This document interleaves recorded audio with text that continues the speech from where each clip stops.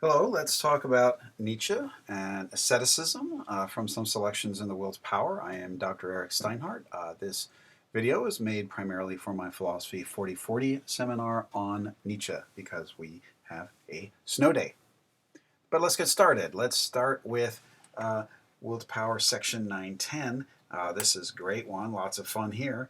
I'm going to just get into it. It's titled Types of My Disciples. Quote, to those human beings who are of any concern to me, I wish suffering, desolation, sickness, ill treatment, indignities. I wish that they should not remain unfamiliar with profound self contempt, the torture of self mistrust, the wretchedness of the vanquished. I have no pity for them, because I wish them only one thing that can prove today whether one is worth anything or not, that one endures. End quote.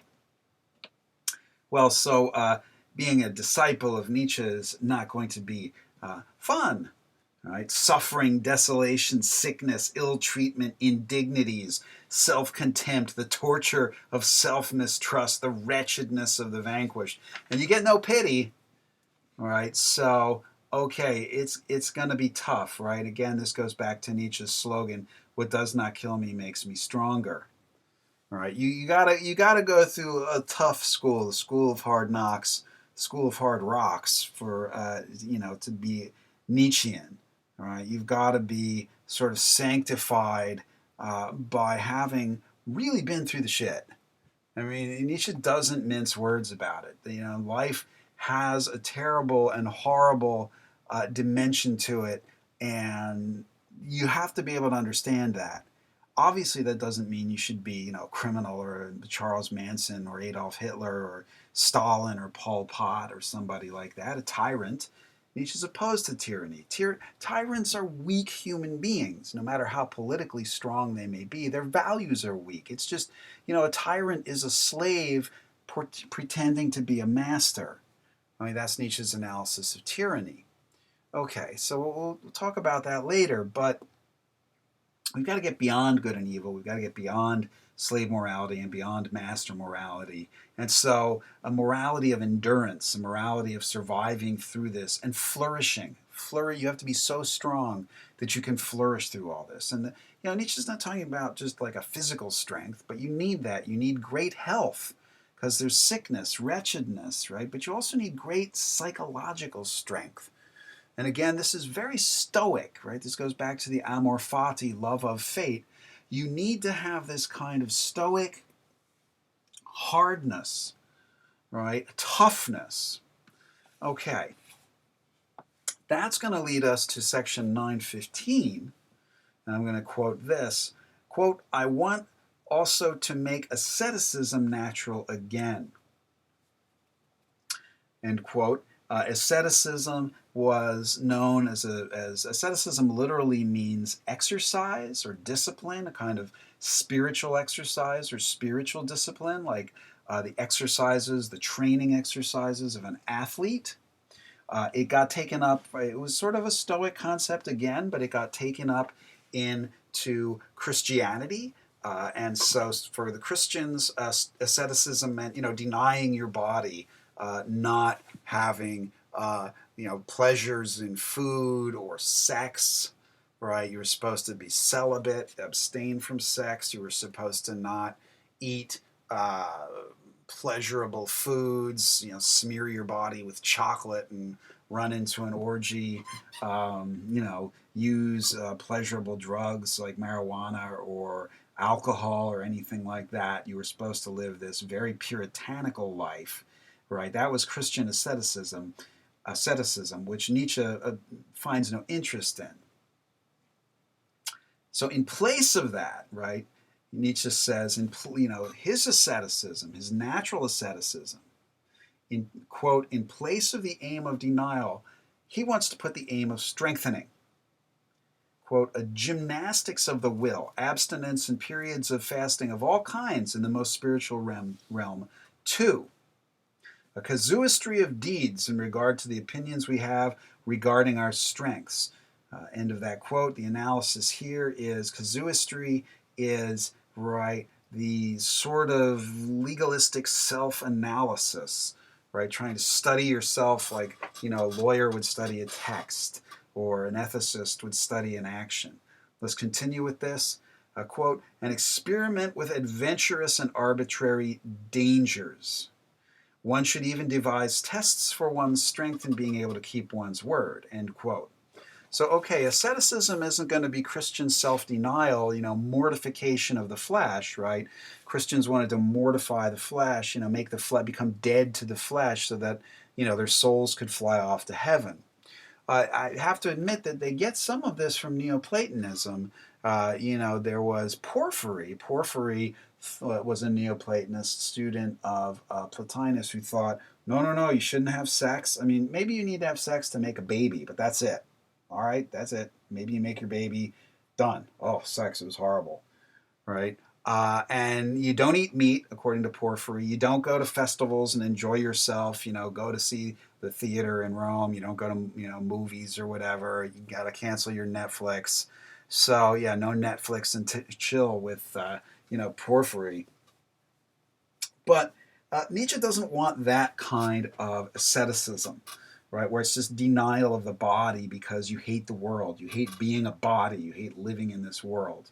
Right? His kind of asceticism is self-discipline to teach you to be tough, right? Strengthening, gymnastics of the will, right? You got to work out. You got to work out and make your will stronger. Now let's go then to section 916, where he continues with this theme. And he says, asceticism has been ruined by the church, right? So here's what he wants. He gives a list of like 5 or 6 things, right? And he says what he wants to naturalize again is 1, asceticism. I'm quoting, one has hardly the courage so far to display its natural utility, its indispensability in the service of the education of the will, end quote. Okay?